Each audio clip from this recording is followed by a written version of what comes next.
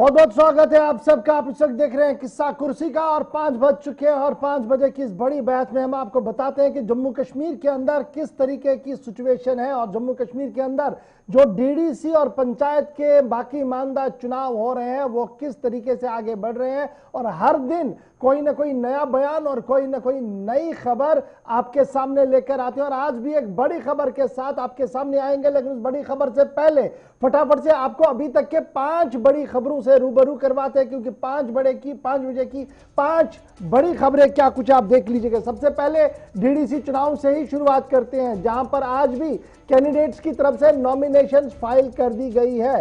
पहले फेज के चुनाव के लिए काउंटडाउन शुरू हो गया। 28 तारीख को पहले फेज के तहत वोटिंग होनी और मुख्तलिफ डिस्ट्रिक्ट डेवलपमेंट कमिटीज के अंदर जो है वो चुनाव होने हैं और election commission district authorities already gear up हुई हैं। आज भी भारतीय जनता पार्टी के कई नेताओं और पूर्व मंत्रियों की तरफ से अपने नॉमिनेशन फाइल किए गए हैं और जम्मू के अंदर बहुत ज्यादा गहमा गहमी जो आज बीजेपी हेडक्वार्टर और बीजेपी के आसपास नेताओं के देखने को मिली, क्योंकि आज बहुत सारे नेताओं की तरफ से फाइल किए गए नॉमिनेशन पेपर, जिनमें साबिक वजीर ने भी आज अपने नॉमिनेशन फाइल किए सुचीतगढ़ से। और सुचीतगढ़ से भी आपको बाद में और खबर बताएंगे। लेकिन दूसरी बड़ी खबर जो आज श्रीनगर से ही डेवलप हुई, आज बाद दोपहर खबर सामने आई कि HMT का इलाका है, जहां पर नामालूम मुसल्लह अफराद की तरफ से फायरिंग की गई है और बाद में यह इतला मौसूल हुई कि 2 जवान जो बुरी तरह से जख्मी हुए हैं वो जख्मों की ताब न लाकर चल बसे हैं। अबन शाह का इलाका HMT के अंदर, वहां पर पुलिस और इंटेलिजेंस जराये की खबर को अगर सही माना जाए तो मिलिटेंट एक वैन के अंदर आए, एक गाड़ी के अंदर आए और अंधाधुंध फायरिंग उन्होंने अबन शाह के पास सिक्योरिटी जवानों पर की, जिसके नतीजे में 2 जवान इंतहाई क्रिटिकल हुए, जिसके बाद उन्हें अस्पताल लाया गया। अस्पताल में वो दम तोड़ बैठे, लेकिन इस पूरे इलाके का आखिरी इत्तला मिलने तक राष्ट्रीय राइफल्स और स्पेशल ऑपरेशन ग्रुप की तरफ से कॉर्डन किया गया था। सर्च ऑपरेशन चल रहा था, ताहम किसी की भी गिरफ्तारी अभी तक नहीं हुई थी। इधर माना जा रहा कि इस हमले के पीछे जैश ए मोहम्मद मिलिटेंट तंजीम हो सकती है। IGP कश्मीर भी उस जाए वारदात पर पहुंचे जहां पर यह शूट आउट हुआ था और आसपास के इलाके का जायजा भी लिया है। उसके साथ साथ तीसरी बड़ी खबर आपको PDP हेडक्वार्टर दिख रहा होगा। जम्मू के अंदर आज PDP के लिए अच्छी खबर नहीं है। एक के बाद एक लीडर PDP से अपना रिश्ता तोड़ रहा है और माना जा रहा कि आज भी 3 बड़े नेताओं की तरफ से PDP को अलविदा कहते हुए यह कहा गया कि पार्टी के अंदर जमहूरियत का फुकदान है और जिस विजन और मंशूर के साथ मुफ्ती मोहम्मद सईद ने पार्टी की बुनियाद रखी थी मौजूदा लीडरशिप के अंदर, यानी सीधे सीधे से सवाल उठाया मौजूदा लीडरशिप महबूबा मुफ्ती पर कि मौजूदा लीडरशिप के अंदर वो सलाहियत नहीं है कि वो सबको लेकर चले, यकतरफा सियासत उन्हें मंजूर नहीं है। आज जिन 3 लीडरों की तरफ से इस्तीफा दिया गया और पार्टी से रुखसती ली गई है, उनमें दमन बसीन, फलील सिंह और प्रीतम कोतवाल हैं और तीनों बड़े अहम ओहदों पर रहे हैं और तीनों ने पार्टी की बुनियादों को मजबूत बनाने के लिए जम्मू के अंदर बड़ा काम किया। आपको याद होगा कि गुज़श्ता दिनों भी कुछ लीडर PDP को छोड़ के चले गए थे, जिसके बाद PDP के जनरल सेक्रेटरी और PDP की सरपरस्त की तरफ से यह बयान जारी करते हुए कहा गया था कि पार्टियों के अंदर आना जाना लगा रहता है, पार्टियां खत्म नहीं होती है और जम्मू के अंदर PDP मजबूत जमात के तौर पर उभरी है और भी बेहतरी और मजबूती के साथ आगे भी बढ़ेगी। फिलहाल बड़ी खबर यह कि 3 पार्टी के लीडर्स ने इस्तीफा दे दिया है PDP से, जम्मू सूबे से। और चौथी बड़ी खबर जो अभी भी चल रही है वो ये है कि पाकिस्तान की तरफ से नाजंग मुआहिदे की खिलाफ वर्जी हुई है। कस्बा, केरनी और दीगर इलाकों के अंदर आज बाद दोपहर से एक बार फिर दोनों अफवाज के बीच आमना सामना हुआ है, जहां पाकिस्तान की तरफ से बिला इश्तियाल फायरिंग की गई और रिहायशी इलाकों को जद में लाया गया, जिस दौरान खबर यह है कि एक सिविलियन इस वक्त जख्मी हुआ है। तहम आखिरी इतला मिलने तक इस इलाके के अंदर वक्फे से गोलीबारी हो रही थी, जिसकी वजह से मकामी आबादी सहम कर रह गई है। इधर जिला इंतजामिया ने जो जख्मी हुआ नौजवान है उसे अस्पताल लाया है और दीगर टीमों को रवाना कर दिया है इन सभी सेक्टर, इन सभी इलाकों के ओर जहां पर वक्फे वक्फे से गोलाबारी हो रही है, ताकि महफूज मकामात की तौर लोगों को मुंतकिल करवाया जाए। और पांचवी बड़ी खबर के तौर पर आज सुबह से ही आप लोग देख रहे होंगे कि दो तरह के धरने पूरे मुल्क के अंदर देखने को मिले हैं। एक पंजाब से होते हुए किसानों का धरना दिल्ली आना चाहता था और यौम कॉन्स्टिट्यूशन डे के मौके पर, यौम आईन का दिन आज है और उस मौके पर आज एहतजाजी धरने किए गए, जहां किसान नाराज है कि जो हुकूमती फैसले हैं उन्हें नामंजूर है मंडियों के निजाम और दीगर मामलात को लेकर। वहीं पर लेफ्ट पार्टी से मुंसलिक तकरीबन 1 दर्जन से ज्यादा वर्कर्स ऑर्गेनाइजेशंस की तरफ से आज पूरे मुल्क के अंदर एहतजाजी धरने प्रदर्शन किए गए हैं। और माना गया कि श्रम कानून यानी जो वर्कर्स लॉ है उसके अंदर जिस तरीके से तरमीमें की गई और जिस तरीके से उसे बनाया जा रहा है वो किसी भी तरह से उनके काबिल कबूल नहीं है। इस एहतजाज के अंदर बैंक एसोसिएशन और दीगर एसोसिएशंस ने भी शिरकत की और इस तरीके से मुल्क गिर एहतजाज आज मुख्तलिफ जगहों पर देखने को मिला है। और अभी भी ये किसान जो पंजाब से दिल्ली की ओर पेशकदमी कर चुके हैं मुख्तलिफ इलाकों के अंदर देखे जा रहे हैं, जहां पर पुलिस ने भी नाके लगाए हैं। और आज सुबह से लगातार हम देख रहे थे पुलिस और किसानों के बीच झड़पें भी हुई है और जिन झड़पों के दौरान किसी के जख्मी होने की कोई इत्तला भी मौसूल नहीं है। तो ये बड़ी 5 खबरें हैं जो हमने आपके सामने रखी हैं। फटाफट से बढ़ते हैं आगे और अभी तक की सबसे बड़ी खबर कुर्सी खेल के अंदर जो हम आपको बता रहे हैं, क्योंकि बड़ी खबर जो है वो ये है कि भारतीय जनता पार्टी ने अपना इलेक्शन मैनिफेस्टो जारी कर दिया है। और इलेक्शन मैनिफेस्टो डीडीसी चुनाव को लेकर सामने रखा गया है और जो कॉपी हमारे हाथ भी लग गई है 20 पॉइंट का एजेंडा है। 20 पॉइंट एजेंडा के अंदर भारतीय जनता पार्टी ने जहां कई वादे की है वहीं राष्ट्रवाद मुद्दा नंबर 1 है।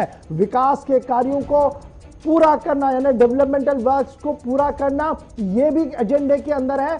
और बेरोजगारों की रोजगार यानी 100% जॉब रिजर्वेशन फॉर लोकल्स एक बड़ा नारा बीजेपी के 20 नुकाती एजेंडे के अंदर जो है वो देखने को मिल रहा है। साथ साथ प्राइवेटाइजेशन, इंडस्ट्री और दीगर मामलों को लेकर भी बड़ी बात जो है वो बीजेपी की तरफ से सामने रखी गई। और पहली पार्टी भारतीय जनता पार्टी उभर कर सामने आई है जिन्होंने डीडीसी चुनाव को लेकर अपना मंशूर, अपना पार्टी मैनिफेस्टो सामने रखा है कि अगर उन्हें वोट मिलता है तो किन 20 पॉइंट्स पर वो काम करेंगे, जिनमें राष्ट्रवाद सबसे सामने है। विजन डॉक्यूमेंट के तौर पर डिस्ट्रिक्ट डेवलपमेंट काउंसिल के इंतखाबात लड़ने के लिए बाज़ाब्ता तौर पर पार्टी ने अपना मैनिफेस्टो जारी कर दिया है। और इस मैनिफेस्टो के अंदर जैसे मैंने पहले ही कहा कि पहला ही पॉइंट जो है वो राष्ट्रवाद को लेकर है और फिर Gupkar interest versus national interest number 2 पर एब्रोगेशन ऑफ आर्टिकल 370 और जम्मू कश्मीर के हालात। उसके बाद जिस तरीके की पत्थरबाजी हो रही थी, कहते हैं अब पत्थरबाजी का वक्त खत्म। और 5वीं बड़ी बात कि 100% जॉब रिजर्वेशन लोकल्स के लिए दिया जाएगा। बड़ी बात कि डीडीसी चुनाव को लेकर पार्टी अपना मैनिफेस्टो लेकर आई है। हमारे साथ 2 तर्जुमान इस वक्त ज्वाइन कर चुके हैं 2 बड़ी पार्टी से। भारतीय जनता पार्टी से डॉक्टर ताहिर चौधरी साहब इस वक्त मेरे साथ लाइव जम्मू से ज्वाइन किए हुए हैं और पीपल्स डेमोक्रेटिक पार्टी के नौजवान तर्जुमान ताहिर सईद भी मेरे साथ ज्वाइन किए हुए हैं श्रीनगर से। बहुत बहुत शुक्रिया ताहिर मेरे साथ ज्वाइन करने के लिए। और दोनों ताहिर, सबसे पहले बीजेपी के पास आते हैं। ये जो इलेक्शन मैनिफेस्टो विजन डॉक्यूमेंट के तौर पर जारी कर दिया गया है, राष्ट्रवाद से शुरुआत है और आखिरी पॉइंट पर जब मैं आता हूं तो टूरिज्म पोटेंशियल की बात है। डॉक्टर ताहिर चौधरी साहब, इस एजेंडे में क्या कुछ नई बात है? क्योंकि इसमें जो एक बात मैं देख रहा हूं वो ये है कि नौकरियां 100% सिर्फ लोकल्स के लिए। देखिए रोहन साहब, आज हमने अपना विजन डॉक्यूमेंट जो है सामने रखा, मीडिया के सामने भी आ गया, आपके सामने भी आ गया और अवाम को, जम्मू कश्मीर के अवाम के दिल में बहुत सारी चीजें चल रही थी, दिमाग में बहुत सारी चीजें चल रही थी। हमारे से बहुत सारे सवाल पूछे जाते थे और हम उसका जवाब देते थे। आज सारी चीजें पार्टी हाई कमांड की तरफ से क्लियर की गई। पहले यहाँ के यूथ का जो जॉब का इशू था वो हमने 100% उनको गारंटी दी है कि लोकल्स के लिए 100% जॉब होंगे और सरकारी डिपार्टमेंट्स में जॉब होंगे। जॉब्स की जहां तक बात आती है, 15,000 जॉब्स की अभी तक एडवर्टाइजमेंट स्टार्ट हो चुकी हुई है।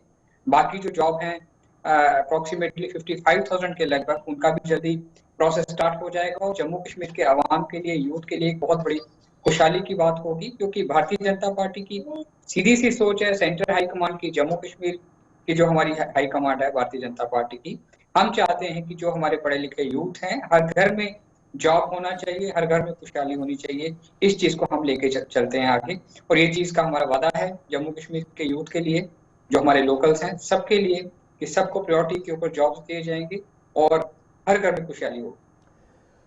ताहिर सईद, बड़ा इंपॉर्टेंट है। आज तक ऐसा चुनाव तो अभी देखे ही नहीं थे हमने, जो 3 टायर चुनाव थे, लेकिन चुनाव के अंदर मैनिफेस्टो लेकर बीजेपी की तरफ से आना, राष्ट्रवाद से शुरुआत करना, एम्प्लॉयमेंट इश्यूज को टच करना, कैजुअल लेबर्स और डेली वेजर्स के बारे में अनाउंसमेंट करना कि उनको भी वो जो है ऑलरेडी कमेटी बनाई गई है लेफ्टिनेंट गवर्नर साहब की सरबराही में, वो काम करेगी।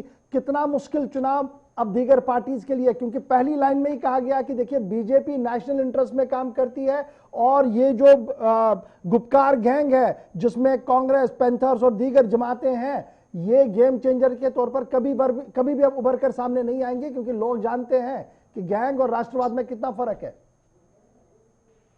देखिए गौर साहब, अगर बीजेपी नेशनल इंटरेस्ट में काम कर रही होती तो जम्मू कश्मीर में इन्होंने ये तबाही और बर्बादी नहीं की होती जिस तबाही और बर्बादी का सामना आज हमें करना पड़ रहा है। इन्होंने इलेक्शन अपना ये जो है मंशूर जारी किया है। मैं जम्मू कश्मीर के लोगों को बताना चाहूंगा कि बीजेपी कुछ देने वाली नहीं है, बल्कि जम्मू कश्मीर से सब कुछ लेने वाली है।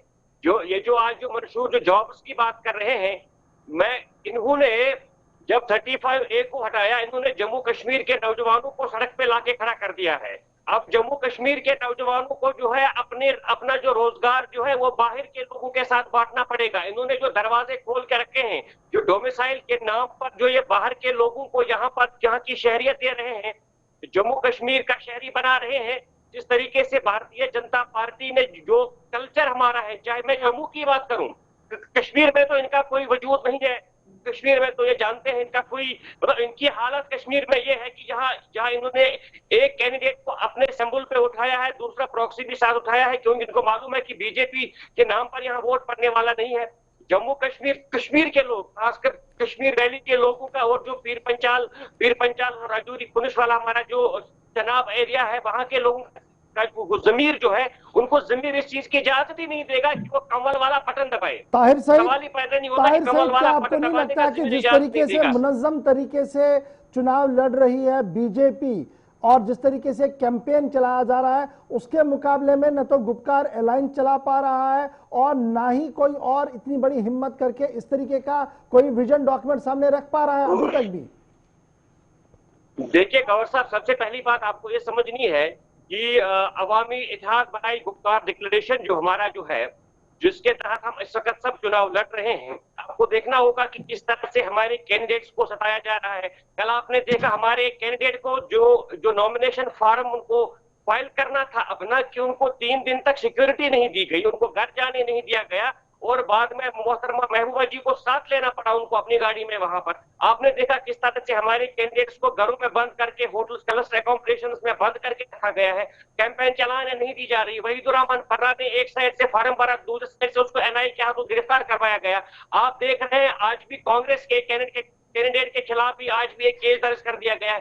चारों तरफ से हर एक, क्योंकि देखिए ये बीजेपी जानती है कि इनका सफाया जम्मू कश्मीर से हो गया है, इनकी बात यहाँ कोई सुनने वाला सवाल का जवाब आया नहीं, इसलिए इन्होंने अब ये मेरे सवाल का जवाब नहीं। अगर इस तरीके का, ताहिर से बड़ा इंपॉर्टेंट, मैं डॉक्टर साहब आपके पास भी आऊंगा फटाफट से, लेकिन ताहिर से बड़ा इंपॉर्टेंट ये है, अगर हालात इस तरीके के हैं कि घर से बाहर लीडर कदम नहीं रख सकता है, कैंपेन वो कर नहीं रहा है, तो विड्रॉ क्यों नहीं हो रहे हैं आप चुनाव से, ये कहते हुए कि हम किस चुनाव का हिस्सा बने, इलेक्शन कमीशन फेल हो रहा है? ये इसी इनका मकसद ही बुनियादी तौर पर यही है, क्योंकि ये चाहते थे कि जमात बुनियादों पर जो उन्होंने पार्टी बेसिस पर चुनाव करवाया, उसका मकसद ये था कि किसी न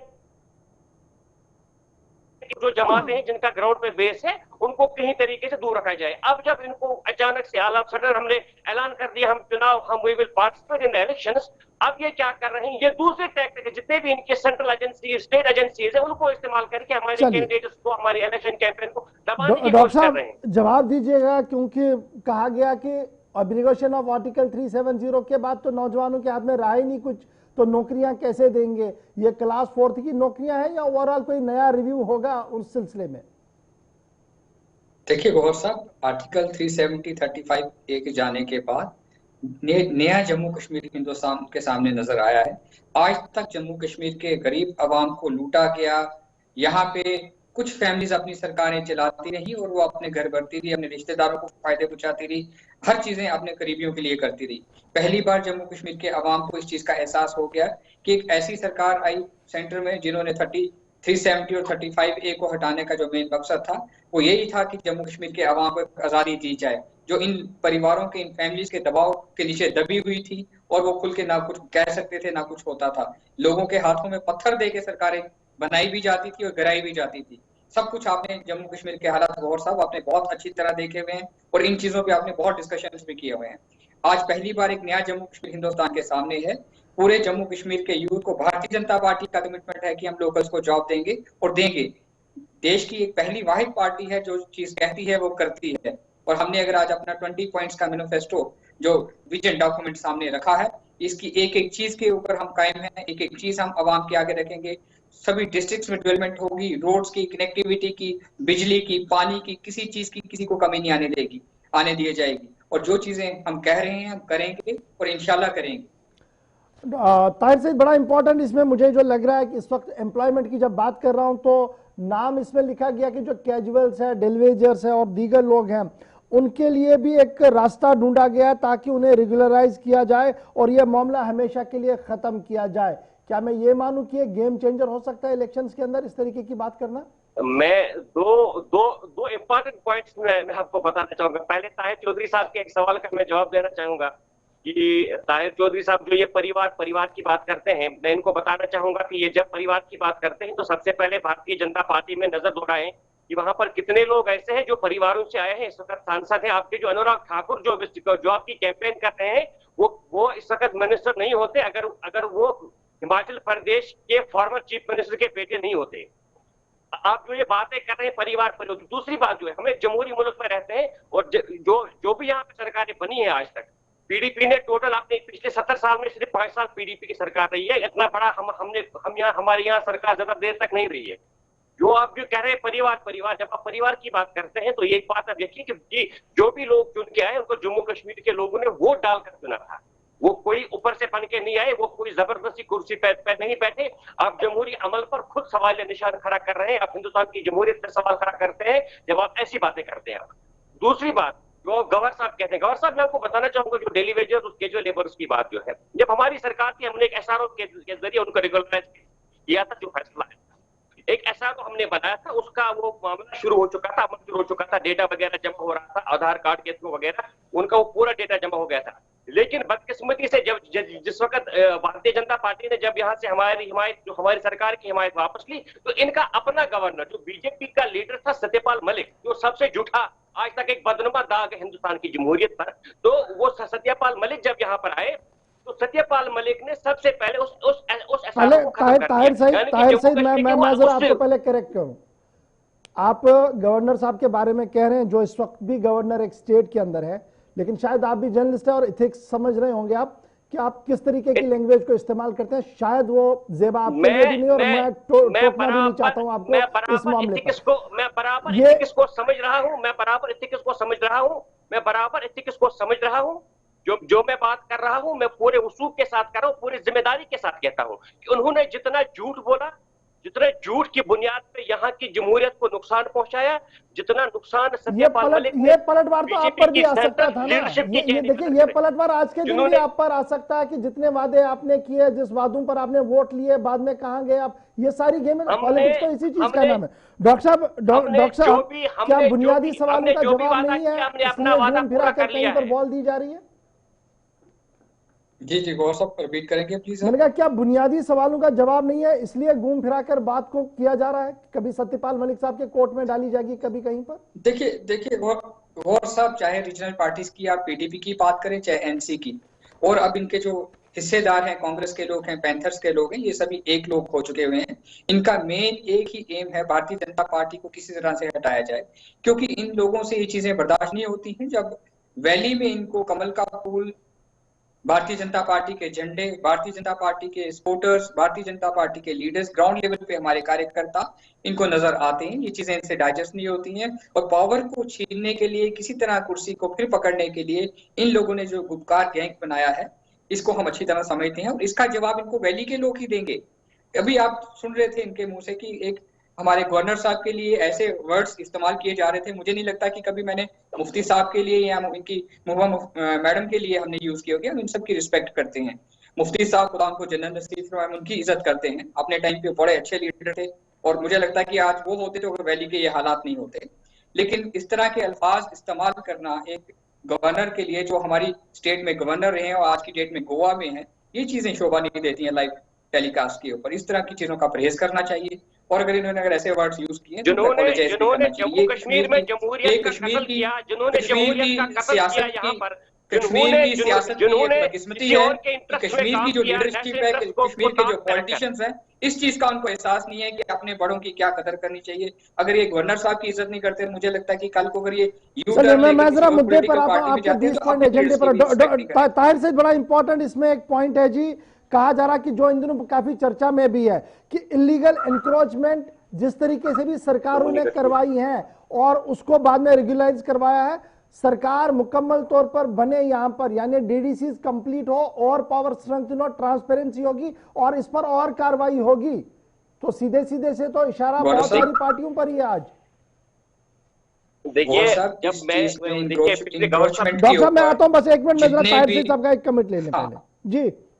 देखिए ये रोशनी के नाम पर जो इन्होंने एक नया यहाँ सिस्टम में खड़ा किया है कि ये जो कह रहे हैं कि रोशनी एक स्कीम है, मैं कहता हूँ रोशनी एक स्कीम है।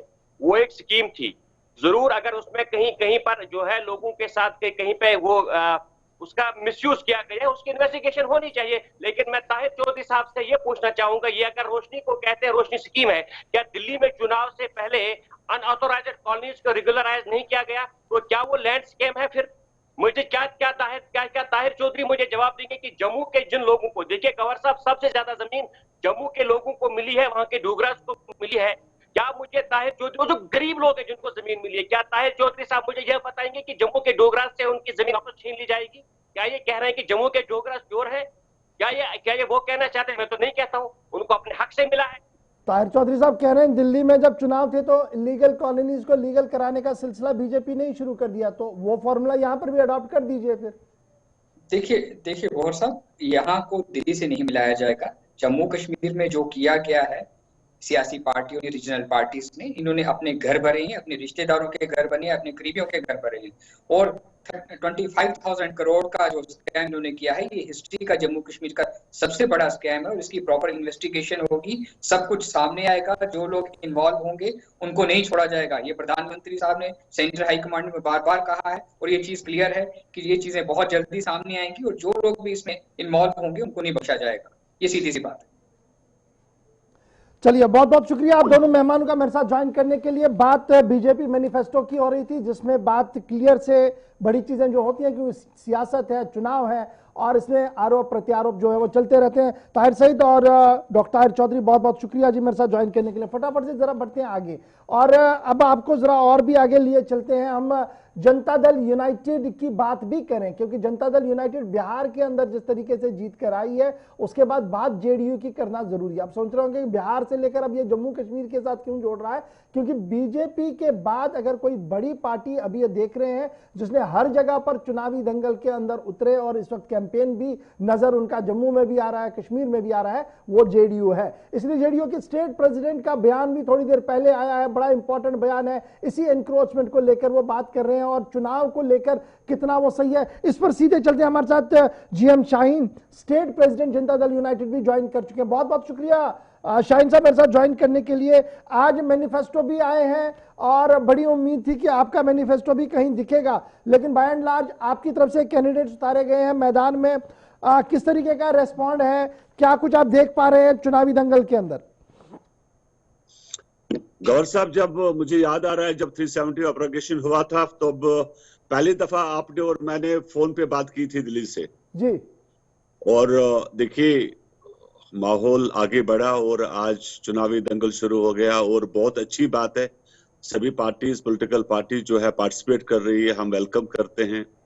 बड़ा अच्छा माहौल है जम्मू कश्मीर के अंदर और हम चाहेंगे ज्यादा से ज्यादा लोग पार्टिसिपेट करें, एक जमहूरी अमल शुरू हो। बड़ा इंपॉर्टेंट है शाहीन साहब, हम देख रहे हैं कि जो यूनाइटेड लीडर्स फ्रंट है अपना गुपकार अलायंस वाला, वहां के लीडर्स की अक्सर शिकायत ये है कि कैंपेन करने नहीं दिया जा रहा है। आप एक स्टेट यूनिट को हेड करते हैं, एक नेशनल पार्टी को, आपकी तरफ से भी 60 के करीब कैंडिडेट्स इस वक्त मैदान के अंदर है जो चुनाव लड़ रहे हैं। क्या आप पर भी वही परेशानियां हैं जो गुपकार अलायंस वाले लोगों पर है, या वो खुली कैंपेन कर सकते हैं, और किस हद तक वो जो इल्जामात लग रहे हैं वो सही और दुरुस्त पाए जा रहे हैं? देखिए गवर साहब, वादी में सिक्योरिटी का मामला है और इसे हमें नजरअंदाज नहीं करना चाहिए, और ये दो राय वाली बात नहीं है इसमें, क्योंकि तकलीफें हैं। लेकिन देखिए हमें झेलना पड़ेगा ये सब चीजें, माहौल को लेकर भी। हमारे कैंडिडेट्स भी ऐसे हैं जिनको सिक्योरिटी रीजन की वजह से कभी कभार रुकना पड़ता है, लेकिन इसको हम नेगेटिव ना ले, ये हमारे कैंडिडेट्स के भलाई के लिए है।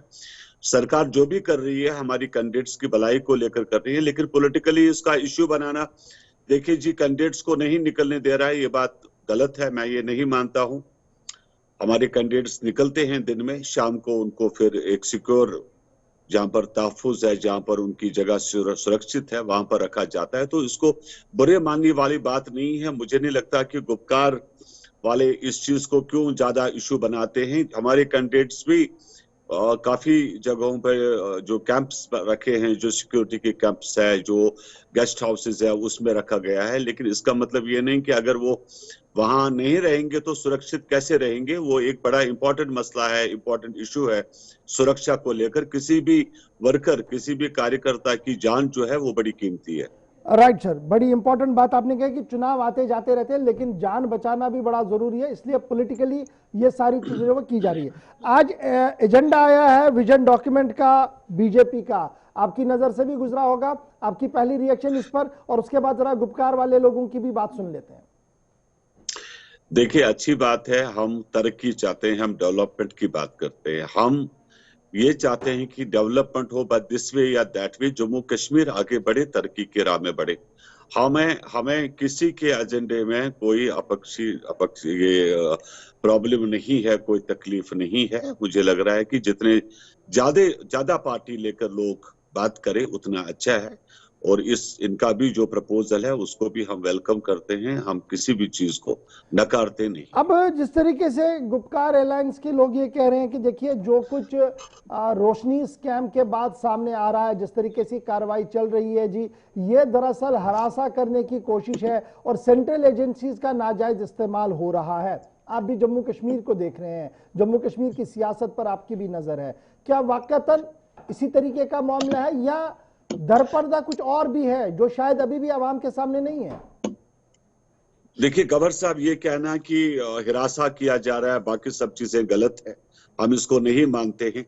और सरकार का काम है, कानून की जो एजेंसीज है उनका काम होता है हर चीज को देखना, कोई भी चीज कोई गलत तरीके से ना जा रही हो, और उसमें जो भी लोग मुलव्वस है, चाहे गुपकार अलायंस के लोग मुलव्वस हो, चाहे भाजपा के लोग हो, चाहे हमारे लोग हो, मुझे लगता है कि कोई भी सरकारी काम जब चलता है उसको वेलकम करना चाहिए।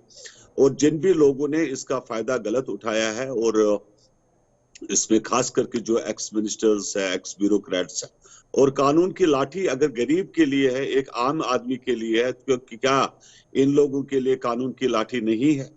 ये कहना गलत बात है। कानून हर एक के लिए है, चाहे वो गरीब है, छोटा है, अमीर है, मिनिस्टर है, लीडर है। बहुत बहुत तो शुक्रिया, इसको मैं बहुत गलत शुक्रिया। मानता और हूं। बड़ी खूबसूरत बात आपने बताई कि कानून का पैमाना सबके लिए होना चाहिए। ये नहीं कि मैं जनाब साबिक हूं इसलिए मुझे थोड़ी सी रियायत हो, मैं IAS IPS फॉर्मर हूं तो इसलिए रियायत हो, और गुलाम मोहम्मद, अली मोहम्मद, मोहम्मद जमाल और ऐसे लोगों पर तलवार लटके, ये सही नहीं है। तलवार जब उठे तो वो सबके लिए हो, और जब रियायत हो तो सबके लिए हो। एक खूबसूरत बात आपने बताई है। फिलहाल चलते हैं जरा आगे, अब जरा रिपोर्टर्स की भी बारी है, आपको ग्राउंड जीरो पर भी लिए चलते हैं। अब जरा कश्मीर में दिखाते हैं आपको क्या कुछ चल रहा है। साउथ कश्मीर जो सबसे ज्यादा हॉट और सबसे ज्यादा सुर्खियों में बना रहता है। फिदा हुसैन ने थोड़ी देर पहले कुछ लोगों से बात की है, जानने की कोशिश की है कि दिल की धड़कन क्या कुछ कह रही है, क्योंकि काउंटडाउन वोटिंग का शुरू हो गया है। मैं यही कहना चाह रहा हूँ, हम डीडीसी को वोट डालना चाहते हैं, तो हमें हमारा अपना हक जो है, हमारा हक मिलना चाहिए। हक की वजह से हम अपना वोट डाल रहे हैं। और एमएलए के पास हम जब जाते हैं, एमएलए साहब हमें मिलता नहीं है, बार बार नहीं मिलता है एमएलए साहब। जब भी एमएलए साहब जब मिलता है, एमएलए साहब हमें बोलता है कि बाद में आना। और वो बात, ये बात अभी तक आबाद तक हमारा उनके साथ कोई बात नहीं चलती है, कभी हमें मिलना नहीं चाहता है एमएलए साहब। और दूसरी बात हमारी ये है कि हम डीडीसी इलेक्शन वोट मांगना इसलिए वोट डालना चाहते हैं जो हमारा हक जो है वो हमें छीन कर हमें मिलना चाहिए। क्या क्या मसले हैं आपके इलाके हमारा में? मसला ये है, ये पानी नहीं है, बिजली नहीं है, रोड नहीं है हमारे पास। और हमारे पास रोड नहीं है, कोचिंग नहीं मिलते, नारे का काम हमारे पास नहीं मिलती है, कोई भी काम हमारे पास बिल्कुल नहीं मिल रहा है। तो क्या इस इंतखाबात के बाद आपको उम्मीदें मिल जाएंगे? इंशाल्लाह आज के बाद हमें ये वादा है जी, इंशाल्लाह मिल जाएंगे हम। Firoz Ahmed Shah general Firoz Shah, secretary. ये बताइए क्यों आप अपना वोट दे रहे हैं? हम इसलिए अपना वोट दे रहे हैं कि जो हमारा कैंडिडेट है, तो हम अपने कैंडिडेट को इंशाल्लाह जितवा रहे हैं पहलगाम से। जो हमारे मसले हैं पहाड़ी कल्चर के गुजरेन बकरवाल तक कोई नहीं पहुँचता है, हमसे वोट लिया जाता है। और बाद में हमें कुछ जो हमारा हक है, जैसे कि पानी हो, कोचा हो, गलीज हो, एपीएल किसी का हो, हम इन लोगों की खिदमत हमारा कैंडिडेट करेगा। हम इसको भरपूर साथ देकर इसको हम कामयाब करेंगे, ये हमारा वादा है। कुछ नौजवान हैं जिन्होंने कहा कि हम अपने कैंडिडेट को इसलिए कामयाब बनाएंगे क्योंकि हमारे बहुत सारे मसले हैं, क्योंकि और भी लोग हैं, इनसे भी हम बात करेंगे। आप अपना नाम बताएं और बताइए कि किस लिए आप अपना वोट दे रहे हैं। जी सर, मेरा नाम है सैयद मीर हसन शाह, पहाड़ी हूँ मैं सर। सर हमें कोई काम नहीं मिलता है, कोई कुछ नहीं मिलता है, इसलिए हम डीडीसी चेयरमैन को कामयाब करेंगे। ये हमारा गुजर भाई है, ये हमारे घरों में जाएगा और हमारे काम करेगा सर। तो क्या लगता है आपको कि जीत के बाद आपके मसले हल होंगे? हाँ इंशाल्लाह, जब ये जीतेगा हमारे मसले बिल्कुल हो जाएंगे। अस्सलाम वालेकुम। कितनी बार आपने वोट दिया आज तक? हमने तो 5-10 दफा वोट दिया है। अब एक और बार आप वोट देने जा रहे हैं? हम एक जोर सीढ़ी को फिर वोट जाना है, ये हमारा हक है, ये हमारा नुमाइंदा है। हम इसलिए चाह रहे हैं, ये वोट हमको देना नहीं था, मगर हम सीडीसी को वोट दे रहे हैं कि हम गरीबों लोगों को, मैं नाले आवरा विनार 25-7 वार्ड में रहता है, हमें बहुत मुश्किलात है, पानी नहीं है, रास्ता नहीं है, नौजवान बेरोजगार है। जो बीबी मतलब हमारी बहन है, माई है, वो पिल्सन या डेक रही है, कुछ को पिल्सन मिला है, कुछ को नहीं मिलता है। ये हमारा हक ढूंढता है। हमें जो भी मसला होना चाहिए इस वोट के मुआवजे में हम नुमाइंदा रखता है। हमारी कीमत ये वोट की 10 करोड़ 4 करोड़ होती है, मगर हमको मिलता कुछ नहीं है। हम गरीबों लोगों को कुछ नहीं कोई देखता। आज हम नवा कैंडिडेट को चाहते हैं, इंशाल्लाह हमें उम्मीद है कि हमारा जो भी मुश्किलात गुजर इलेक्शन को होगा वो इंशाल्लाह हल मुश्किल हो जाए। चलिए जी, ये तो बात थी लोगों की, साउथ कश्मीर पहलगाम के लोगों की, जो पहले फेज के अंदर चुनाव की दंगल का हिस्सा बन रहे हैं। कह रहे हैं हमने जो वोट देना है जी, ये देना है बिजली पानी सड़क के लिए, क्योंकि एमएलए के पास जब जाया करते थे तो कल की बारी थी, वो कल कब आता था किसी को पता नहीं है। लेकिन अब उम्मीद है कि डीडीसी बनेंगे तो शायद मसलों का हल होगा, डीडीसी बनेंगे तो शायद और तरक्की आगे बढ़ सकती है। ये तो बात थी एक साइड से। जरा आप रिपोर्टर्स के पास चलते हैं, लाइव रिपोर्टर के पास चलते हैं। हमारे साथ सरहदी जिला पुंछ से इस वक्त जमशीद मलिक ज्वाइन कर चुके हैं। आपको मैंने पहले ही बता दिया था कि गोलाबारी भी हो रही है, मौसम का मिजाज भी बीच में बदला सा था, लेकिन सियासी माहौल काफी ज्यादा तेज है। सीधे जमशीद मलिक के पास चलते हैं, दिखाइएगा जरा जमशीद को। जमशीद, कहां पर आप पहले खड़े हैं, पहले जरा वो बताइएगा, और आसपास चुनावी माहौल किस तरीके का आपको नजर आ रहा है, किस तरीके का लोगों का रुझान है, क्या कुछ वो सोच रहे हैं? देखो, और बिल्कुल इस वक्त हम राजौरी के बाजार के बीचों बीच खड़े हैं, जहां हमारे साथ कुछ लोग भी हैं, क्योंकि आने वाले एक रोज बाद डीडीसी इंतखाबात होने जा रहे हैं। उसको देखते हुए हमारे साथ कुछ मकामी लोग हैं, इनसे भी जानेंगे, हम बात करेंगे। सर, किन मुद्दों को लेके इस बार अपना वोट कास्ट कर रहे हैं?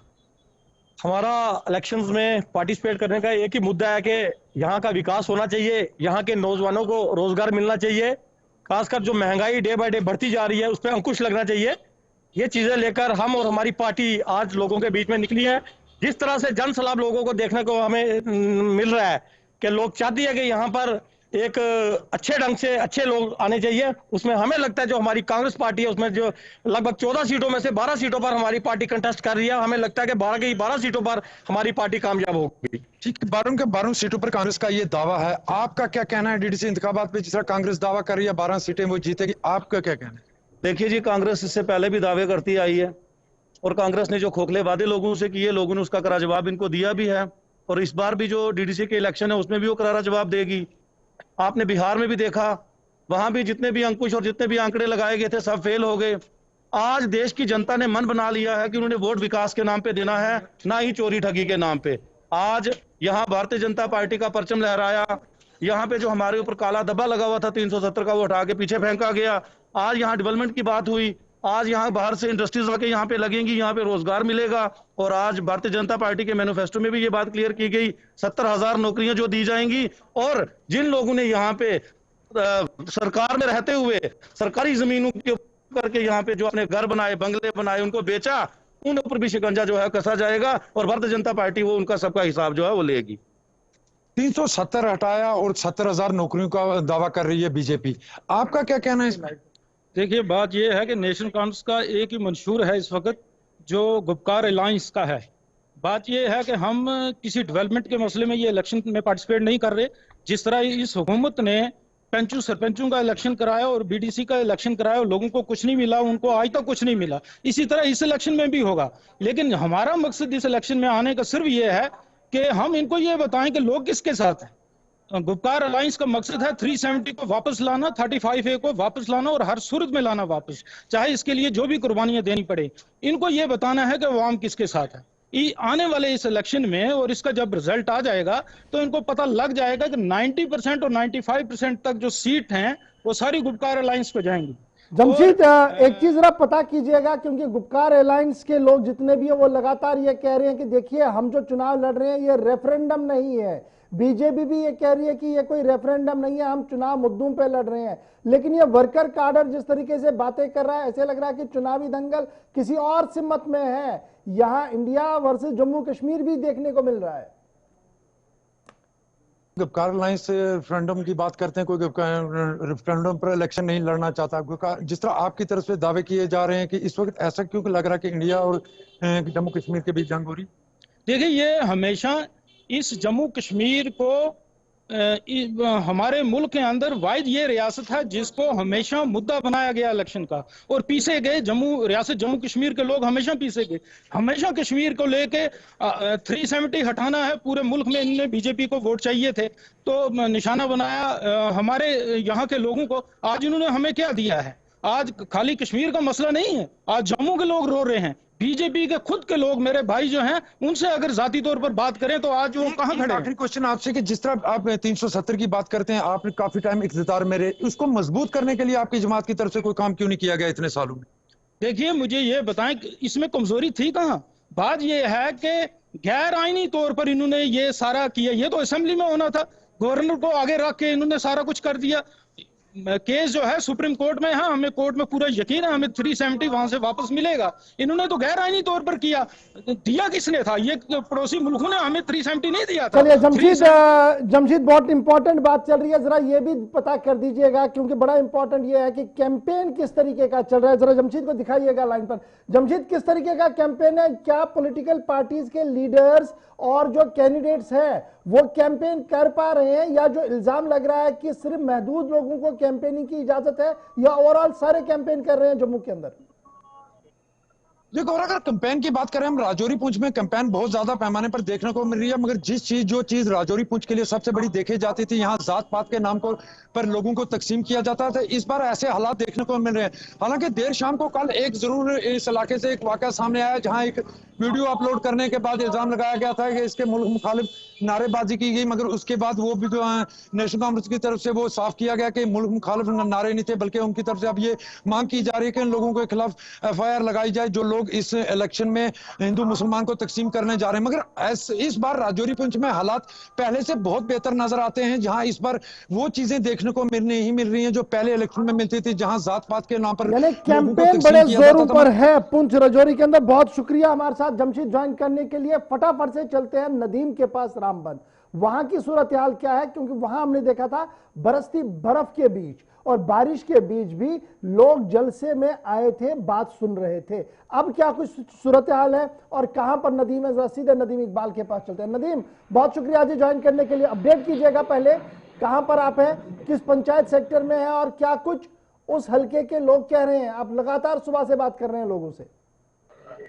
जी बिल्कुल गौर साहब, देखिए जिस तरह से अभी की हम बात करें, अभी रामबन बी जो कॉन्स्टिट्यूएंसी बनाई गई है डीडीसी की, हम वहां पर मौजूद हैं। यहाँ अगर बात करें, क्योंकि आज की डेट में यहाँ पे नॉमिनेशंस जो कैंडिडेट्स हैं वो कर रहे हैं, 28 आखिरी डेट है, लेकिन नॉमिनेशंस के बीच हम देख रहे हैं कि रोड शोज किए जा रहे हैं, बड़ी बड़ी रैलियां की जा रही है, लोगों की जो तादाद काफी ज्यादा होती है उन रैलीज में, सभी रैलीज में जो हम देख रहे हैं नॉमिनेशन अभी तक हुए हैं। हमारे साथ कुछ लोग हैं, क्योंकि जब रैलीज होती है, नॉमिनेशन फाइल होता है, कैंपेन होती है, लेकिन लोग क्या चाहते हैं कि लोग किस तरह के कैंडिडेट को वोट करना चाहते हैं, किस पार्टी को सपोर्ट कर रहे हैं और क्यों सपोर्ट कर रहे हैं, हम लोगों से ही बात करेंगे। जी सबसे पहले आप ये बताएं कि जब डीडीसी का इलेक्शन हो रहा है, इससे पहले भी इंतखाबात हुए, आपको क्या लग रहा है, क्या किस नजर से आप इस इलेक्शन को देखते हैं, कितना इंपॉर्टेंस रखता है ये इलेक्शन लोगों के लिए? देखो, जैसा कि इलेक्शन बार बार हो रहे हैं, पहले सरपंची के हो गए, उसके बाद फिर बीडीसी के हो गए, अब आगे डीडीसी के। हम लोग मजबूर हो गए हैं वोट करना है। ये डीडीसी इलेक्शन जो है ये हमारे मजबूरी ही है, वोट तो हमने करना ही करना है। लेकिन देखा जाए तो पूरे जम्मू कश्मीर यूटी में इलेक्शन हो रहा है डीडीसी का, और ओवरऑल हर सीट पे जितने भी जीते हुए सरपंच हैं वो पार्टिसिपेट कर रहे हैं डीडीसी इलेक्शन में। अगर हर सरपंच जीता हुआ डीडीसी इलेक्शन में जीत जाए, कितनी पंचायतें दरबदर हो जाएंगी? क्या इलेक्शन बार बार करेंगे? हमें डेवलपमेंट चाहिए, हमें इलेक्शन नहीं चाहिए बार बार। अब की बार आप किसको वोट करेंगे? अब की बार बेस्ट कैंडिडेट को देंगे हम, पार्टियों को नहीं देखेंगे हम। तो चलिए देखिए गौर, जिस तरह से हम इनकी बात करें, लोगों की, वोटर्स का ये कहना है कि उन लोगों को भी इसमें पार्टिसिपेट करने दिया गया है और विदाउट रेजिग्नेशन, जो पहले से ही रिप्रेजेंट कर रहे हैं, जो पहले से ही जीते हुए, जैसे सरपंचीज और पंचीज भी इसमें पार्टिसिपेट करें। हमारे साथ कुछ और लोग हैं, हम इनसे भी बात करेंगे। जी बताएं, आप किस तरह के कैंडिडेट को वोट करना चाहेंगे अब की बार? देखिए, सबसे पहले तो हमारे डिस्ट्रिक्ट रामबन में ऐसा अभी तक कोई भी रिप्रेजेंटेटिव फेस हमें दिखने को नहीं मिला है जो रामबन की डेवलपमेंट कर सके। खासकर जम्मू कश्मीर का हाल देख सकते हो आप। और बात करूंगा मैं डीडीसी इलेक्शन के बारे में। जैसे डीडीसी के इलेक्शन की डेट अनाउंस हो चुकी है और कुछ ही दिनों के बाद डीडीसी के इलेक्शन होने वाले हैं। और खास बात करूं मैं गुपकार अलायंस की, जैसा कि आप सब लोगों को मालूम है कि गुपकार अलायंस हुआ है। एक बहुत सारी मेन स्ट्रीम पार्टीज ने इस गुपकार अलायंस में हिस्सा लिया हुआ है। मैं बस उनसे यही पूछना चाहता हूं, अगर गुपकार अलायंस हुआ ही है तो हमें डिस्ट्रिक्ट रामबन में ग्राउंड पे क्यों नहीं देखने को ऐसा मिल रहा है? जो भी गुपकार अलायंस का हिस्सा, जो भी पार्टीज गुपकार अलायंस का हिस्सा थी, उन पार्टियों ने अपने अपने कैंडिडेट, यहाँ के एनसी ने अपना कैंडिडेट उतारा हुआ, कांग्रेस ने अपना कैंडिडेट उतारा हुआ, पीडीपी ने अपना कैंडिडेट उतारा हुआ। मैं बस ये पूछना चाहता हूं, अगर इन्होंने अलायंस हुआ था तो यहाँ पे ग्राउंड में हमें देखने को क्यों नहीं मिल रहा है? चलिए, तो इनका ये मानना है कि गुपकार अलायंस महज एक मुहावरा है, जबकि जमीनी सतह पर हम देखते हैं तो सियासी पार्टियों से मुख्तलिफ जो गुपकार अलायंस किया हुआ है, जिन्होंने वो इक्तदार की भूखी है, यानी हर पॉलिटिकल पार्टी का यहाँ पे कैंडिडेट उतरा हुआ है। हमारे साथ कुछ और लोग भी, हम इनसे भी बात करेंगे। जी बताएं, किस तरह के कैंडिडेट को अब की बार आप सपोर्ट करते हैं और डीडीसी इलेक्शंस को आप किस नजर से देखते हैं? जो यहाँ पे हमारे यहाँ पे जैसे डेवलपमेंट करे, ठीक है, हमारे रामबन डिस्ट्रिक्ट में, कि मतलब ये सब आगे बढ़ने चाहिए। और जैसे कि मतलब मान लो आप जहाँ डेवलपमेंट हर जगह, और यहाँ पे देखो इस रास्ते हैं, मतलब जहाँ मतलब ये चीजें हैं कि मतलब काम होना चाहिए। सबसे बड़ी बात है काम होना चाहिए। और हमारे जो लड़के, जो नौजवान हैं, जो हमारे पढ़े लिखे हैं, जो उनको आगे करने चाहिए। ये नहीं कि कोई अनपढ़ या कोई अनपढ़ लोग जो हों वो आगे वो करे। आज की डेट में रामबन के लोगों के सामने कौन सी मुश्किलात है जिनको तरजीह बुनियादों पर हल करने की जरूरत है? Health, education. चलिए, तो देखिए गौहर, जिस तरह से ये लोग कह रहे हैं, इन लोगों का ये कहना है कि जब तक अवामी मसाइल का अजाला नहीं किया जाएगा, अब की बार अगर वोट किया जाएगा तो वोट कैंडिडेट को किया जाएगा, एक अच्छे चेहरे को किया जाएगा। पॉलिटिकल पार्टी से इन लोगों की कोई भी उम्मीद नहीं है, क्योंकि जिस तरह से वादे किए जाते हैं जो इंतखाबात से पहले, लेकिन उसके बाद वो मंशूर सिर्फ कागजों तक महदूद रह जाता है, यानी उस पर भी कोई अमल नहीं किया जाता। बहुत शुक्रिया हमारे साथ ज्वाइन करने के लिए, बताने के लिए कि क्या कुछ चल रहा था और किस तरीके से लोग इस वक्त गुपकार अलायंस सभी जमातों के मंशूर और ओवरऑल परफॉर्मेंस को रेट कर रहे हैं। यानी हर एक चीज को मॉनिटर किया जा रहा है। ट्वीट अगर कोई भी करे उसको भी मॉनिटर किया जा रहा है, और बयान किसी का भी जारी हो उसको भी लोग मॉनिटर कर रहे हैं। मॉनिटर करना इसलिए बहुत ज्यादा जरूरी है क्योंकि जम्मू कश्मीर के अंदर मिनी असेंबली के चुनाव हो रहे हैं। और ये मिनी असेंबली में इसलिए कह रहा हूं, जिस तरीके से आज फॉर्मर एमएलएज और फॉर्मर मिनिस्टर्स की तरफ से दंगल में कूदा गया है, वो ये साफ दिखा रहा है कि आने वाले दिनों में गर्माहट और इस सीट पर देखने को मिलेगी, क्योंकि किस्सा कुर्सी का है। आपको इंतजार करना होगा कल तक, क्योंकि इस वक्त प्रोग्राम को यहां पर मैं वाइंड अप कर रहा हूं। कल आपको डिटेल्स के साथ और आंकड़ों के साथ बताएंगे कौन कहां पर किसके मुकाबले में है और कितना पानी में है और कितना जमीन पर चल रहा है। डिटेल के लिए कल 5 बजे हमारे साथ ज्वाइन कीजिएगा। अल्लाह मियां नासिर।